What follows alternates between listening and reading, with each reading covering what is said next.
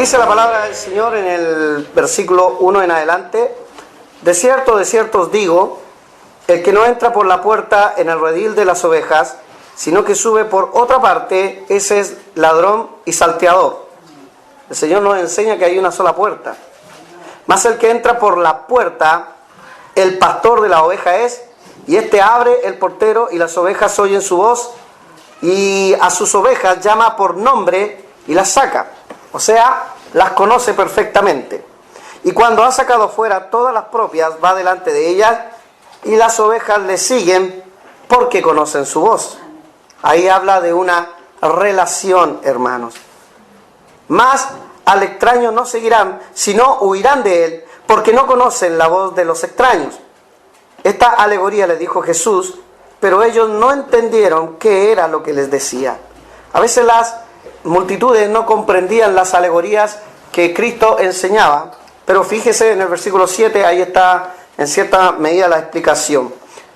Versículo 7, volvió pues Jesús a decirle: de cierto os digo, yo soy la puerta de las ovejas. Cristo es la puerta para entrar al redil. Todos los que antes de mí vinieron, ladrones son y salteadores, pero no los oyeron las ovejas, porque las ovejas conocen la voz de su pastor. Yo soy la puerta, el que por mí entrare será salvo, y entrará y saldrá y hallará pastos. Mire qué promesa más hermosa para que hoy día la atesore. Oremos al Señor. Dios bendito, voy a usted en oración agradeciendo este tiempo de poder estar junto a mis hermanos en este día en donde tú nos enseñas que debemos tener un conocimiento de ti, una relación contigo, porque las ovejas oyen tu voz.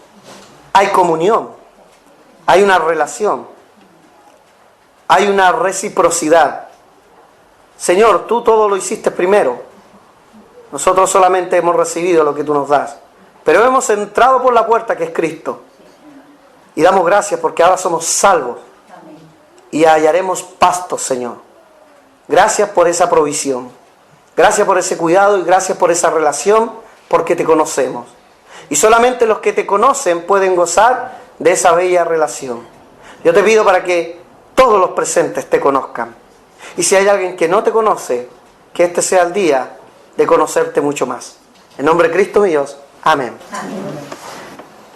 Eso habla de conocer. Cuando uno conoce a la otra persona, tiene una verdadera relación. A mí me gusta mucho cómo la Biblia a veces habla incluso de la intimidad en la pareja matrimonial. Siempre menciona, y conoció, ¿cierto?, tal persona a tal persona y concibió. Una manera íntima, pero que tiene que ver con conocimiento profundo de esa persona.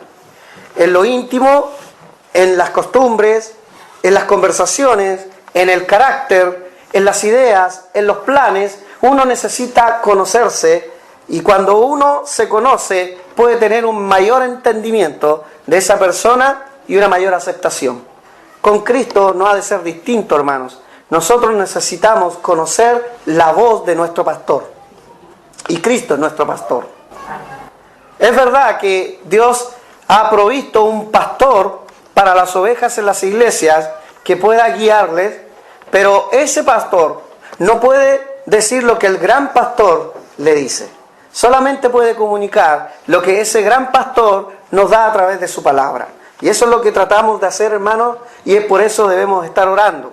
Sobre todo ahora con la noticia de que tenemos uno que ha sentido el llamado fuerte del Señor para trabajar en su obra de tiempo completo, orar para que Él sea un comunicador de lo que su gran pastor tenga que decirle para Él comunicarle a otros. Pero ¿eso qué forma? Forma una relación. Conocer a Cristo forma la mejor relación.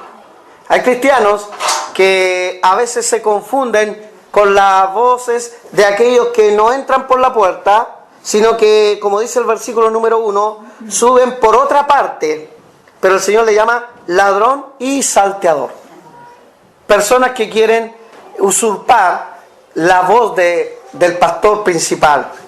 Fíjese en el versículo 8, también dice algo similar. Todos los que antes de mí vinieron, ladrones son y salteadores, pero no lo oyeron las ovejas. Porque la oveja conoce la voz de su pastor. Eso es lo principal. Ahora sí, hermano, teniendo esto en cuenta, vamos a 1 Samuel capítulo 2. Vimos algo en la mañana, pero vamos a ese texto, libro histórico en la Biblia. Samuel, el último juez de Israel, profeta también. Y vamos a reparar en el versículo 12. Vamos a leer todos juntos, por favor, lo que dice el versículo 12. Y vamos a hacer un contraste con los hijos de Elí y el profeta Samuel, sobre todo cuando era niño. Dice, versículo 12, todos juntos, por favor. Los hijos de Elí eran hombres impíos y no tenían conocimiento de Jehová. ¿Qué se le reprocha a Elí? Se le reprocha no haber puesto el conocimiento de Dios en sus hijos. ¿Y qué necesita una oveja? Conocer a su pastor. Y el pastor de Israel, hasta ese minuto, era ni más ni menos que Jehová de los ejércitos. Todavía en esta época no tenía rey.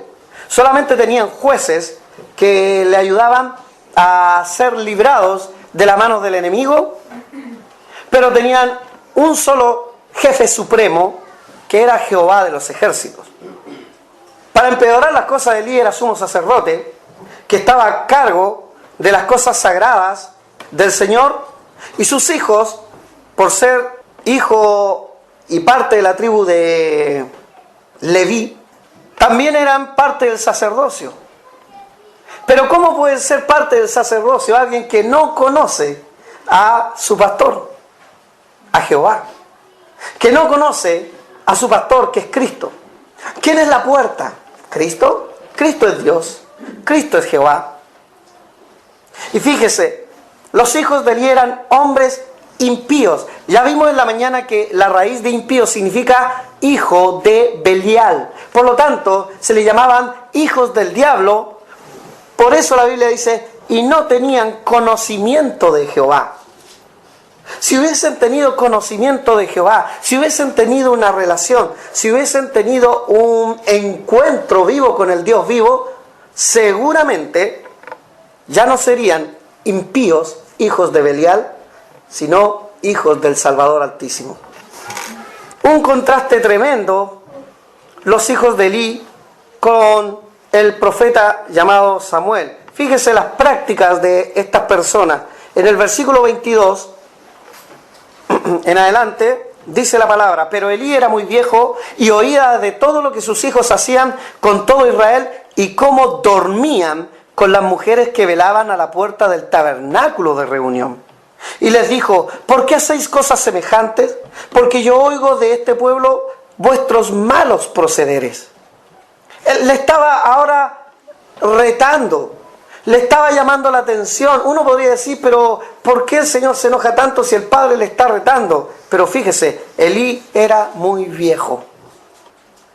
¿Cómo sus hijos, siendo de la tribu levita, que estaba llamado a administrar las cosas puras del Señor, no le enseñó desde pequeño lo que Dios le pedía?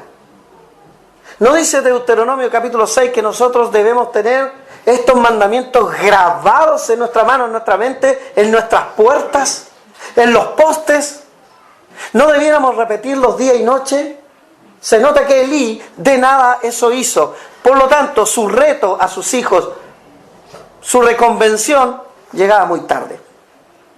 Por mucha razón que tuviera, llegaba muy tarde. 23. Y le dijo, ¿por qué hacéis estas cosas semejantes? Porque yo oigo de todo este pueblo vuestros malos procederes. No, hijos míos, porque no es buena fama lo que yo oigo, pues hacéis pecar al pueblo de Jehová. Y claro que le hacía pecar, porque eran los guías de ese pueblo. Y cuando un ciego guía a otro ciego, terminan en el abismo. 25. Si pecare el hombre contra el hombre, los jueces le juzgarán. Mas si alguno pecare contra Jehová, ¿quién rogará por él? Por ello no oyeron la voz de su padre, pero ellos no oyeron la voz de su padre, porque Jehová había resuelto hacerlos morir. Mire la resolución de Dios. ¿Por qué? Basado en su poco conocimiento. Basados en su rebelión contra el mismo Dios Altísimo. Trabajaban para Dios, pero no eran de Dios. No conocían a Dios, no conocían la voz de su pastor, no conocían ni siquiera al pastor, que era Jehová. Un contraste ahí en el 26. Y el joven Samuel iba creciendo, y mire, y era acepto delante de Dios y delante de los hombres. Hermano, todo tiene que ver con el corazón. No es porque sea hijo de pastor que debe ser más santo, ni porque usted sea amigo de un pastor que le haría más santo, ni porque venga más seguido a la iglesia que le haría más santo. Tiene que ver con una actitud del corazón. Y Samuel, como ya hemos visto la historia de la mañana, tenía una actitud apropiada hacia Dios. Por eso el Señor dice claramente en su palabra, era acepto delante de Dios. Dios le aceptaba a él todo lo que él hacía, porque lo hacía de corazón hacia Dios. Mas no aceptaba lo que Ofni y Fines hacían, hijos de Elí, porque no era acepto nomás, porque era rebelión. Fuego extraño también ellos presentaban en el altar, y más encima lo embarraban con la prostitución en el tabernáculo. 27. Y vino un varón de Dios a Elí y le dijo, así ha dicho Jehová, ¿no me manifesté yo claramente a la casa de tu padre cuando estaban en Egipto en la casa de Faraón? Y yo le escogí por mi sacerdote entre todas las tribus de Israel, para que ofreciese sobre mi altar y quemase incienso y llevase ephod delante de mí, y di a la casa de tu padre todas las ofrendas de los hijos de Israel. Era una casta de privilegio la tribu de Leví. ¿Qué casta de privilegio? Ellos tenían que trabajar en las cosas sagradas. Y el Señor, a través de las otras 11 tribus, les diezmaban para su sostenimiento y su mantención, puesto que ellos no tenían heredad, porque su heredad era más celestial. Como muchos pastores que no tienen heredad, pero viven también del sostenimiento de la iglesia. Es un honor, hermanos, eso. Y yo lo tengo también como un alto honor. Pero ellos habían deshonrado ese honor. El Padre había deshonrado ese honor porque no les dio a conocer al Salvador. Ellos habían deshonrado ese honor porque, vistiéndose de ropas sacerdotales, ni conocían al Salvador y ni tenían interés de honrar a ese Salvador. Por lo tanto, todos le deshonraban. Fíjese en el 29. ¿Por qué habéis hollado mis sacrificios y mis ofrendas que yo mandé ofrecer en el tabernáculo? Y has honrado a tus hijos más que a mí, engordando de lo principal de todas las ofrendas de mi pueblo Israel. ¿Qué había hecho Elí? El padre había honrado más a los hijos. ¿Sabe? Eso yo lo veo a veces en los padres de nuestra iglesia, en donde el hijo manda y el hijo no debe mandar. El padre manda. Donde a veces los padres simplemente dejan a su hijo hacer lo que quieran para no tener problemas. No les dan a conocer al Jehová Salvador que dicen honrar. ¿Cuántos padres, cuántas madres no tienen a sus hijos honrando al Señor? ¿Por qué no lo dan a conocer? Bueno, este Elí había preferido honrar a sus hijos que al Salvador. Hermano, el peor negocio es ese. Más cuando uno honra a Jehová, termina también honrando a los hijos. Porque cuando toda la casa es edificada por Jehová, eso cuenta para Dios y es bendecida por ella. 30. Por tanto, Jehová, el Dios de Israel, dice: yo había dicho que tu casa y la casa de tu padre andarían delante de mí perpetuamente, mas ahora, ha dicho Jehová, nunca yo tal haga, porque yo honraré a los que me honran, y los que me desprecian serán tenidos en poco. Despreciar al Salvador, despreciar al Creador, despreciar a aquel que sustenta todas las cosas, es una afrenta tremenda. He aquí vienen días en que cortaré tu brazo y el brazo de la casa de tu padre, de modo que no haya anciano en tu casa. Verás tu casa humillada, mientras Dios colma de bienes a Israel, y en ningún tiempo habrá anciano en tu casa. Le estaba declarando la sentencia. Esa sentencia, hermano, se cumple a cabalidad cuando sus hijos mueren y Elí, estando en esa silla propia del viejito, se va de espalda y se desnuca. Todos conocen la historia de este padre que termina sus días trágicos. No es trágico, hermano, para un anciano, que a veces por verse anciano se ve como un buen hombre, pero aún a los ancianos el Señor le conoce sus corazones, y terminen así sus días. Qué terrible haber sucumbido al juicio del Señor. ¿Podría alguno escapar al juicio de Dios? Dios lo había determinado así y así se cumplió. 33. El varón de los tuyos que yo corte de mi altar será para consumir tus ojos y llenar tu alma de dolor. Y todos los nacidos de tu casa morirán en la edad viril, o sea, cuando están más jóvenes. Y te será por señal esto que acontecerá a tus dos hijos, Ofni y Fines, ambos morirán en un día, y así se cumplió. Y yo me suscitaré un sacerdote fiel, que haga conforme a mi corazón y a mi alma, y yo le edificaré casa firme, y andará delante de mí ungido todos los días. Un sacerdote fiel, que haga conforme a mi corazón, es lo que Dios quiere. Hermano Jonathan, ya que usted nos regala tal noticia, subraye ese versículo en su Biblia, porque Dios necesita un sacerdote fiel. Yo sé que usted lo sabe, es bueno recalcarlo. Yo sé que usted lo tiene, pero si usted ha de servir a Dios de tiempo completo, ha de ser fiel. Fiel y hacer conforme al corazón de Dios. ¿Cómo conocer el corazón de Dios? Si cuesta tanto conocer el corazón del hombre. ¿Cómo podemos conocer el corazón de un Dios invisible de todas maneras? Si apenas podemos mirar a los ojos de los hombres. Es muy fácil.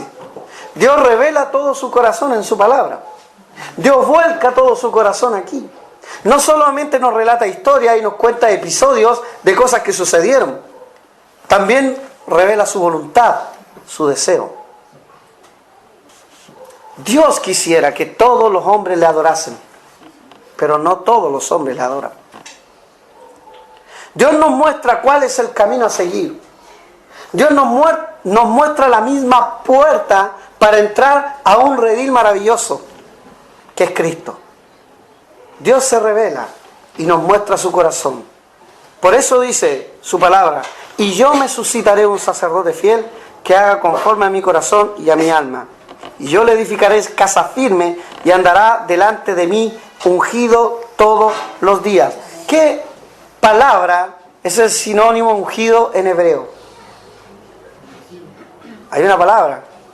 ¿Se acuerda que yo le he enseñado sobre una palabra que en hebreo significa una cosa, en griego se dice de otra manera? ¿No le suena conocido la palabra Mesías? ¿Qué significa en hebreo?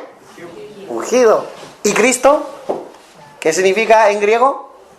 Mesías es el Cristo. Ambos significan ungido. Uno en griego, otro en hebreo. El Señor tiene un sumo sacerdote. Todo el universo se constituyó por Él y para Él, por Cristo. Acabamos de leer que Él es la puerta, el acceso a ese redil maravilloso, y de ese redil a pastos maravillosos. Pero para eso hay que conocerle, para eso hay que tener una relación. Si usted dice, yo soy cristiano, tiene que ser porque usted conoce al Salvador. Dios ya se ha provisto de ese sacerdote fiel que hace conforme a su corazón. Él conoce los más profundos pensamientos de Jehová. Él es el ungido de todos los días. Él no peca. Muchos creen que este versículo se refiere a Samuel. Si bien él fue un sacerdote que él se consiguió por breve tiempo, pero no era infalible. Samuel pecó. Samuel también tuvo hijos y sus hijos también anduvieron en pecado, lamentablemente. Fue un hombre maravilloso. Fue un hombre que estaba inclinado al Señor, pero lamentablemente también falló en esa área. Quizás la Biblia no lo dice, pero quizás por haber tenido el ejemplo de Elí. Y lamentablemente los ejemplos marcan. El Señor se proveyó del mejor sacerdote, su propio Hijo. Él es el Mesías, el ungido, la puerta. Él es el acceso al cielo. No hay otro acceso al cielo, no hay otro camino al cielo. Solamente a través del ungido, del Mesías, el Cristo. Nunca olvide eso. Veamos en el capítulo 3. Aquí hay un contraste, hermano, entre los hijos de Elí y este profeta Samuel, que también tuvo una relación íntima con Dios. Y es conocida esta historia, por lo tanto no la vamos a leer toda, pero usted recordará que el Señor llamaba a Samuel con esa voz propia de Dios que uno no sabe a dónde viene, pero Samuel siempre pensaba que era el sacerdote Elí. Y es muy conocida la historia. Y dice, versículo 3, Samuel estaba durmiendo en el templo de Jehová, donde estaba el arca de Dios.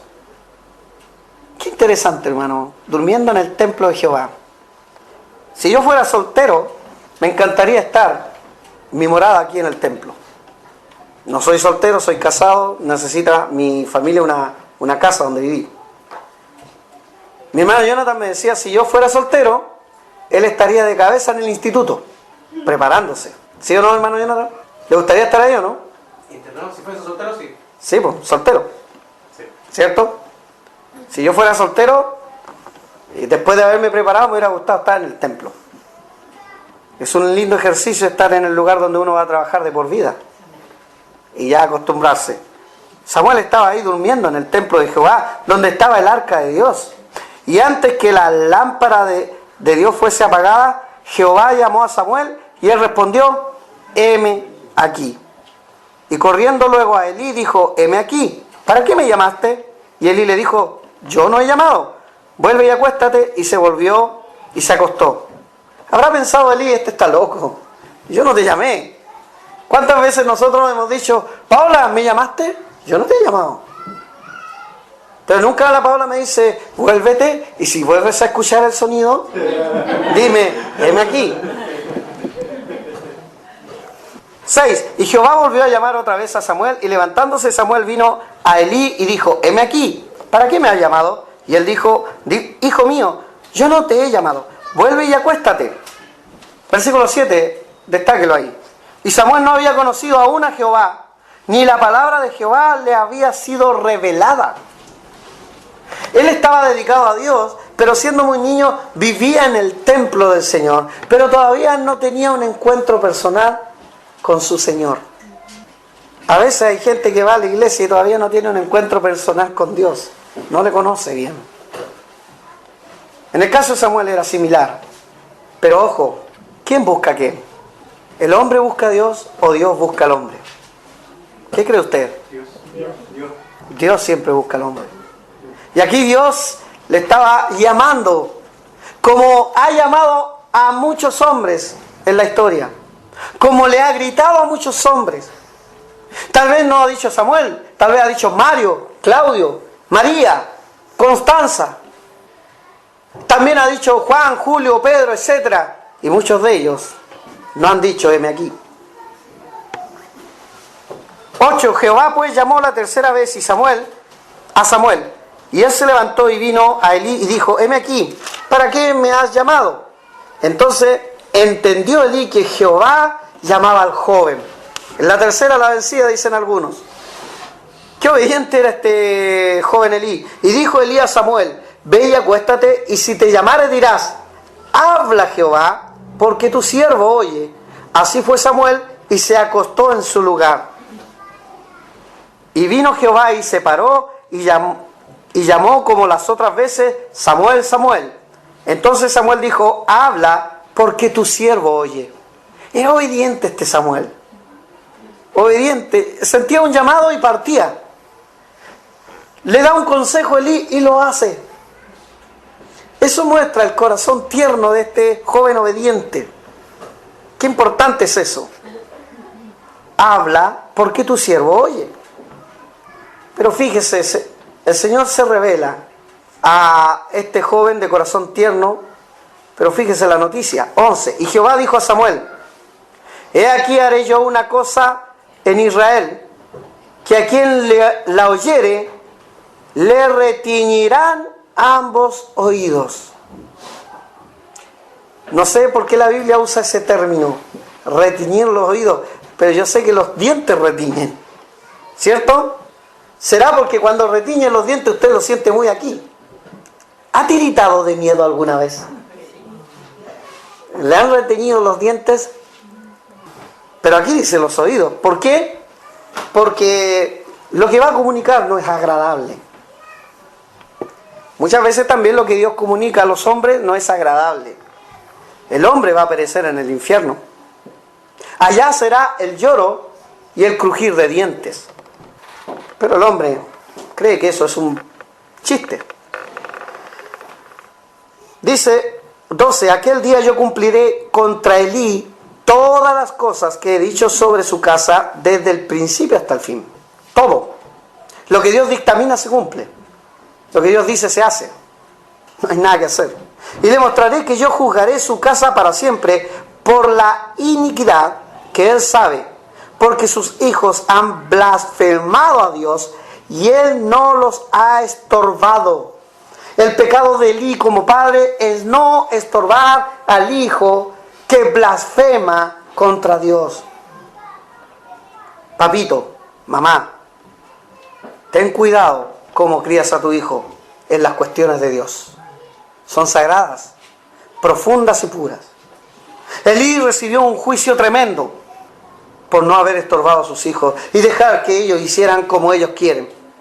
Qué triste es para los padres dejar que los hijos hagan lo que quieran. No deben hacer lo que quieren. Nosotros debemos empujar a nuestros hijos a hacer lo que Dios quiere que hagan. Tengamos mucho cuidado, hermano, porque Dios, a aquel que no estorba a su hijo, también le va a cobrar, sobre todo en las cosas de Dios. 14. Por tanto, yo he jurado a la casa de Elí que la iniquidad de la casa de Elí no será expiada jamás, ni con sacrificio, ni con ofrenda. Ya era tarde, ya no había forma de que Dios se retractara. Él iba a hacer cumplir su sentencia. Hermano, yo solamente clamo al Señor: si he pecado en algo, déme la oportunidad todavía de arrepentirme. No sea que Él ya declare algo y lo haga en mi vida. Y Samuel estuvo acostado hasta la mañana y abrió las puertas de la casa de Jehová, y Samuel temía descubrir la visión a Elí. ¿Quién quiere llevarle una mala noticia al que era su sumo sacerdote? ¿Quién quiere decirle: sabe, Dios me habló? Y me habló de que va a venir un juicio en su vida por su negligencia y va a cumplir todo lo que Jehová le dijo que le iba a hacer. Era difícil para Samuel. Llamando pues Elí a Samuel, le dijo, 16: hijo mío Samuel. Y él respondió: heme aquí, siempre heme aquí. Este hombre tenía buena voluntad. Me hubiera gustado que tener un Samuel en la iglesia. Hermano, heme aquí, pastor. Fueguito falta ahí al frente. Heme aquí, pastor, yo lo hago. O tener un hijo o una hija así. ¿Quién va a comprar una bebida? Heme aquí. O la mamá: pues necesito un poco de azúcar. ¿Quién va? Heme aquí, la Scarlett. No todos tienen el don de Samuel. 17. Y Elí dijo: ¿qué es la palabra que te habló? Te ruego que no me la encubras, así te haga Dios y aún te añada, si me encubriere la palabra de todo lo que habló contigo. Aquí también hay una lealtad. No sé de qué iba a servir declararle, simplemente amargarlo, pero hay lealtad de parte de Samuel hacia su sacerdote. Y Samuel se lo manifestó todo sin encubrirle nada. Entonces le dijo: Jehová es, haga lo que bien le pareciere. Bueno, no queda otra. Dios es soberano y se hace como Él diga. Y Samuel creció y Jehová estaba con él y no dejó caer a tierra ninguna de sus palabras. Eso, hermano, es importante y ese es el punto que quiero destacar. La manera en que se diferencia Samuel a los hijos de Elí o a Elí mismo. No dejó caer ninguna palabra porque él tuvo una relación y un encuentro personal con el Creador. Así como tú y yo decimos tener una relación y un encuentro personal con Cristo, hermano, No dejemos caer palabra alguna al suelo. Debemos tener una relación, debemos conocer esas palabras. Y una vez conociéndolas debemos cumplirlas y atesorarlas. Eso es tener relación con Dios. Eso es conocer a Dios. Eso es lo que Dios espera de ti y de mí. Y todo Israel, versículo 20, desde Dan hasta Beerseba, conoció que Samuel era fiel profeta de Jehová. ¿Por qué profeta? Porque Dios se le revelaba a él y él comunicaba a los demás. Y su primera revelación fue en este episodio. Y Jehová volvió a aparecer en Silo porque Jehová se manifestó a Samuel en Silo por la palabra de Jehová. Samuel era un conocedor de aquel que le hablaba. Se preocupó de tener una comunión con él. Es lo que nos pide a nosotros, hermanos. Tener tal comunión con Dios, porque Él quiere comunión con nosotros. ¿Cómo podemos tener comunión con Dios? A través de la oración. Lo hemos dicho 1100 veces. Y hoy día la vuelvo a repetir. La oración es un buen medio para comunicarnos con aquel Dios maravilloso. Él quiere escuchar nuestras peticiones. Quiere escuchar esas peticiones específicas que tú tienes. Tú puedes hacerlo en tu soledad, en tu hogar, en tu pieza. Puedes hacerlo allí caminando incluso. Puedes hacerlo en el templo también. Puedes hacerlo en compañía de otro. Puedes hacerlo en compañía del cuerpo de Cristo. Puedes hacerlo en soledad. Tiempo hay para orar. Pero no nos damos el tiempo para orar. No nos comunicamos tanto con nuestro Señor. Él quiere escucharnos, eso es una relación. Pero también habla de sus palabras. A través de su palabra tenemos comunión. ¿Para qué? Para atesorar ese corazón que se revela a través de su palabra. Yo no sé, hermanos, si Dios revelará todo lo que siente y lo que son sus intenciones en la palabra. Creo que no, creo que Dios es más grande incluso que todo lo revelado acá.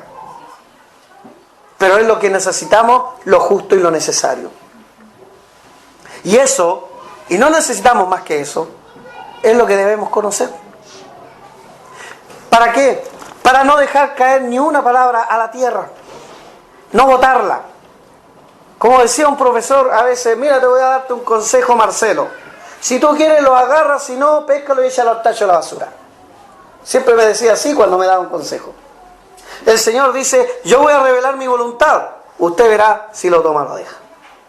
El Señor se revela a Samuel y Samuel dijo, heme aquí. Hermanos, el Señor se ha revelado a nosotros y nosotros verdaderamente le decimos al Señor, heme aquí. Hoy día conocimos la noticia de nuestro hermano Jonathan, en donde él dice, Dios me ha hablado fuerte y claro y quiere que yo trabaje de tiempo completo. Él en este minuto acaba de consagrar su vida de tiempo completo y se ha encomendado a través de la iglesia también para que nosotros estemos orando por ese tiempo completo. No es menor. En el fondo él está diciendo, heme aquí. Él está respondiendo a un llamado de Dios.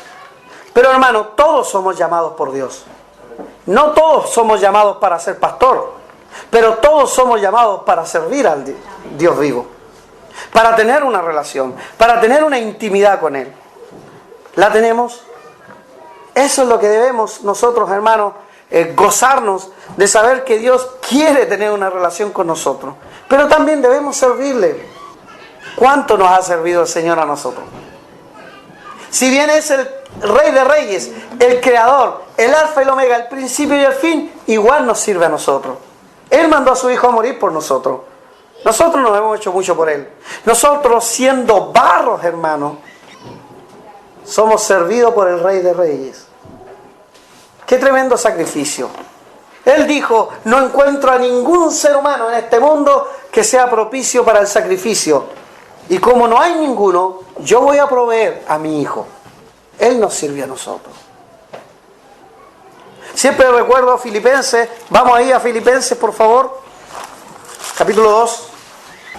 Fíjese lo que dice el 1 en adelante. Por tanto, capítulo 2. Por tanto, si hay alguna consolación en Cristo, si algún consuelo de amor, si alguna comunión del Espíritu, qué rico tener comunión, si algún afecto entrañable, si alguna misericordia, completad mi gozo sintiendo lo mismo, teniendo el mismo amor, unánimes, sintiendo una misma cosa. Bueno, Dios quiere que todos sintamos una misma cosa, ¿cierto? Un mismo deseo. Nada hagáis por contienda o por vanagloria, antes bien con humildad, estimando cada uno a los demás como superiores al mismo. No nos hagamos los más grandes ante el resto, seamos humildes ante el resto. Eso es lo que nos enseña. No mirando cada uno por lo suyo propio, sino cada cual también por los otros. Haya pues en vosotros este sentir que hubo también en... Lo que yo estoy leyendo aquí es que el Rey de Reyes se puso en un nivel más bajo que nosotros. Hubo un espíritu de humildad en Él y en nosotros no. Él, el creador. Él, el sustentador. Él, la puerta. Fíjese lo que dice. Haya pues en vosotros este sentir que hubo también en Cristo Jesús, el cual siendo en forma de Dios, no estimó el ser igual a Dios como cosa que aferrarse. Él no dijo a Caifás cuando estaba delante de él: oye, yo soy Dios, tu viejo, no me trates así. No le dijo a los romanos que le golpeaban: oye, yo soy Dios, no me trates así. No le dijo a quienes le clavaban en la cruz: oye, ya hasta cuándo si yo soy Dios. No sacó sus poderes plenipotenciarios, ni mandó a llamar las huestes angélicas que le defendieran, puesto que lo podía hacer siendo rey. Pero no lo hizo. No estimó el ser Dios como cosa que aferrarse. Hermano, lo que estoy diciendo es que el Señor, nuestro Dios de los cielos, no siendo nada nosotros, nada, simplemente pecadores, barro sucio, trapos de inmundicia, nos sirvió de esta manera. ¿Qué rey sirve así? Los reyes quieren ser honrados y servidos. Este rey viene a servir simplemente por amor. Simplemente por amor. El cual, siendo en forma de Dios, no estimó el ser igual a Dios como cosa que aferrarse. 7. Sino que se despojó a sí mismo, tomando forma de siervo, hecho semejante a los hombres. Cristo fue 100% hombre, hermano. Sufrió como los hombres. Tuvo los mismos padecimientos que los hombres. ¿Sufría hambre? ¿Habrá tenido hambre en el desierto? Sí. Satanás sabía cuándo tentarle. Último día. 8. Y estando en la condición de hombre, se humilló a sí mismo, haciéndose obediente hasta la muerte y muerte de cruz. ¿Por qué recalca acá el apóstol muerte de cruz? Porque la muerte de cruz no es una muerte cualquiera. No es como que alguien simplemente está en el hospital y lo desconectan de la máquina. No es simplemente que uno está durmiendo, agonizando y luego muere. La muerte de cruz era una tortura. Una tortura que nadie querría. Uno siempre hace la pregunta: ¿y cómo te gustaría morir? Ay, a mí me gustaría morir en el sueño. Todos querríamos morir en el sueño. ¿Quién quiere morir sufriendo? Sin embargo, Cristo, cuando tuvo la conferencia de prensa allá en el cielo entre Dios, el Espíritu y Cristo, Dios le dice: ¿sabe, hijo? Va a tener que ir a morir por esta humanidad. No encuentro a nadie que sea digno. Cristo desde ese minuto sabía lo que iba a padecer. Muerte de cruz, tortura.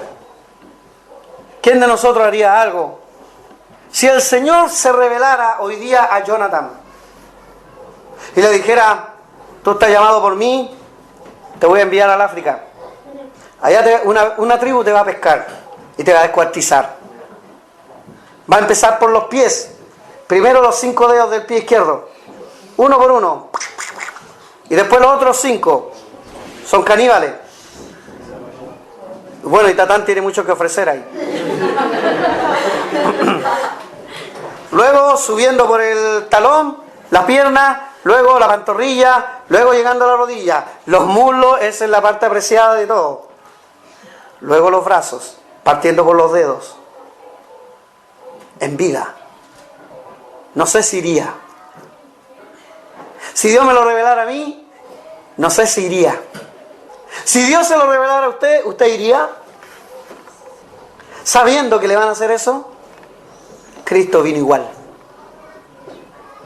¿Por qué cree que salía sudor con gotas de sangre ahí en el huerto del Getsemaní? Si puedes pasar de mí esta copa, pero no se haga mi voluntad. Sabía lo que venía. Muerte de cruz. 9, por lo cual Dios también le exaltó hasta lo sumo y le dio un nombre que es sobre todo nombre. Ese es mi Dios. Un nombre que es sobre todo nombre. Para que en el nombre de Jesús se doble ¿qué? Toda rodilla de los que están en los cielos y en la tierra y debajo de la tierra, y toda lengua confiese que Jesucristo es el Señor, para gloria de Dios Padre. Eso es lo que Dios quiere, que conozcamos la puerta, que es Cristo. Que tengamos una relación con Cristo, aquel que siendo rey se humilló hasta ser un siervo, casi un despojo, haber sufrido la tortura que ni tú ni yo querríamos sufrir y que merecíamos sufrir, para exaltar el nombre del Padre. Solamente en Jesucristo, hermano. Toda lengua le confiese. ¿Y sabe qué? Va a haber un minuto que tanto creyentes como incrédulos sabrá quién es Dios. Va a haber un minuto en que todos estaremos cara a cara al Señor. Aún aquellos científicos que dicen Dios no existe, el bosón de Higgs lo dice, la partícula de Dios que hemos descubierto lo dice. No dice nada, pero ellos dicen que lo dice. Mis estudios y mis libros escritos, según mis investigaciones, dicen que todo es producto de la casualidad. Dios no existe. Aún ellos estarán cara a cara ante el Señor. O aquellos que dicen, no, si yo creo en Dios, yo creo que Dios está en todos lados. Yo creo que Dios está incluso en esa viga, en esa madera, en esta plantita, que es de mentira. Porque Dios está en todo. Panteísmo se llama eso. Dios es persona. No es una fuerza mística. Dios no tiene nada que ver con la fuerza de Yoda ni el Jedi. Dios no tiene nada que ver con el yoga. Dios no tiene nada que ver con el mantra, ni el tantra, ni todas esas antras. Dios es una persona que se necesita conocer y que puede formar una relación contigo y conmigo. ¿Cómo, pastor, puedo tener una relación con un Dios invisible? A través de su palabra, ya lo dijimos, a través de la oración. Dios es espíritu y los que le adoran en espíritu y en verdad es necesario que adoren. ¿Cómo adora usted al Señor? Viniendo a sus pies en oración. Viniendo a su presencia buscando su consejo, su palabra. ¿Qué tienes que decirme, Dios? ¿Qué me puedes ayudar en esto? Tengo tal conflicto. ¿Qué dice tu palabra? Guíame, por favor. Dame un consejo de ahí mismo. No lo puedo hacer solo. Voy a donde está el pastor, el siervo puesto por ti, Dios bendito, para que también me pueda dar un consejo a través de esa palabra. Así vamos teniendo una relación con Dios, a través de su iglesia por la cual dio su vida. También tenemos una relación a través de su iglesia, a través de los hermanos. Dios a veces habla, no siempre a través del pastor, a veces habla a través de un hermano. Oiga, un hermano tanto me dio tal consejo en tal minuto tan necesario en mi vida. Nunca pongas en tu corazón, pucha, ese hermano me dio un consejo, el pastor nunca me lo dio. Así es la iglesia. Nadie sabe para quién trabaja. Todos trabajamos para todos. Y qué rico que sea así y no sea siempre el pastor. Qué rico es saber que tenemos tal nivel de hermanos que uno podría recibir un consejo de otro, incluso hasta el pastor. Tal vez una palabra de aliento o simplemente, hermano, estoy orando por ti. Así también vamos teniendo una relación para con Dios. Tengamos esa relación, conozcamos al Señor, conozcamos las Escrituras, las cuales, hermano, como le dice a Timoteo, vamos a Timoteo, 1 Timoteo, 2 Timoteo, capítulo 3, versículo 14-15, el texto está hablando del carácter de los hombres de los postreros días, o sea, hombres malos, malvados, amadores de sí mismos, avaros, etc. Pero en el 14 le dice, pero persiste tú en lo que has aprendido y te persuadiste. O sea, no seas como estos hombres, sino que persiste en lo que has aprendido y te persuadiste sabiendo de quién has aprendido, conociendo al que aprendiste. teniendo una relación de quien aprendiste. ¿Y qué es? Versículo 15, que desde la niñez has sabido las sagradas escrituras, las cuales te puedan hacer sabio para la salvación en la fe que es en Cristo Jesús. ¿Sabes? Las escrituras nos revelan a ese Dios. Las escrituras nos revelan la intención de Dios. El camino está trazado, el camino de salvación está trazado en las escrituras. Entonces, cuando hace una diferencia entre el mal carácter de los hombres actuales, el Señor dice, pero tú no te mezcles con eso, no sigas eso, tú persiste en quien has aprendido a través de las escrituras. Y ahí vienen los versículos más famosos de las escrituras en sí. Toda la escritura es inspirada por Dios y útil para enseñar, para redarguir, para corregir, para instruir en justicia, a fin de que el hombre de Dios sea perfecto, enteramente preparado para toda buena obra. Ahí habla de la palabra. ¿Cree usted en esas palabras, hermano? ¿Cree en esto que es casi una oración para nosotros? Yo creo perfectamente. Y ahí mismo le sigue hablando el apóstol. Te encarezco delante de Dios y del Señor Jesucristo, que juzgará a los vivos y a los muertos en su manifestación y en su reino, que prediques la palabra, que instes a tiempo y... Es que a lo mejor no es el momento propicio para hablarle al hermano. De repente hay que hablar nomás, hermano. Redarguye, reprende, exhorta con toda paciencia y doctrina. Hermano, no hay que retar si no hay doctrina. No hay que llamar la atención si la palabra no lo avala. Porque vendrá tiempo cuando no sufrirán la sana doctrina, ya estamos en esos tiempos, sino que teniendo comezón de oír, se amontonarán maestros conforme a sus propias concupiscencias. Esos maestros no conocen a Dios, no tienen una relación con Dios, no son de Dios. Y vaya que hay falsos maestros, que hablan de Dios, que transpiran en Dios, que saltan en Dios, que se vuelven locos en Dios, pero no son de Dios. ¿Por qué? Porque están lejos de la doctrina, lejos de la palabra. Hermanos, seamos como Samuel y tengamos un encuentro muy personal con Dios. Pastor, yo ya lo he tenido, yo soy salvo. Ese encuentro debe ser constante, como una persona que ama a la otra, como la novia que ama al novio, como el novio que ama a la novia, siempre quiere tener un encuentro con ella. ¿Qué novio es aquel que tiene un encuentro con su novia para no querer tener nunca otro encuentro? Hay una necesidad de estar juntos. Y recuerde que la iglesia es la novia de Cristo. Y tiene una necesidad de estar junto al Dios. Si usted dice, soy salvo por la sangre preciosa de Cristo, amén, hermano. Entonces, ten una relación con tu Dios. Una relación a través de la oración. Una relación a través de su palabra, a través de su iglesia. Eso es lo que Dios quiere. Y sé como Samuel. Y dile a Dios, heme aquí cuando escuches su palabra. Oremos al Señor. Dios bendito, vamos a usted en oración agradeciendo este tiempo de estar en tu casa. Hemos oído la triste historia de Elí y sus hijos, Ofni y Fines, quienes murieron al unísono, dejando una amargura en el corazón de Elí para luego morir él. Qué triste historia tú nos relatas, Señor. Pero ellos te habían abandonado. Ellos habían llevado fuego extraño a tu altar. En realidad, fuego impuro. Dios bendito, te pido por mí, para no ser como ellos. Te pido por mi hermano Jonathan, que ahora está llamado al servicio, para que no sean como ellos. Y te pido por cada uno de mis hermanos también, para que honren el lugar que hemos santificado para ti y no traigan nada extraño. Que solamente traigamos las cargas aquí, pero nada extraño. Que te querramos honrar siempre, mi Dios.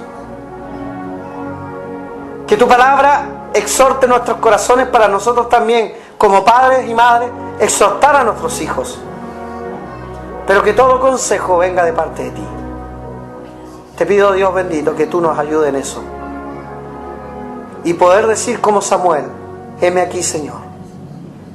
Tener una relación tal que conozcamos tu voz en todo tiempo y reconozcamos cuáles son las falsas voces que andan por ahí, ladrones y salteadores, que a veces vienen en tu nombre, a los cuales tú no conoces. Yo te conozco a ti, Señor, porque tú me conoces mucho mejor a mí. Te pido que siempre esté nuestro deseo de querer conocer más de ti. En nombre de Cristo, amén.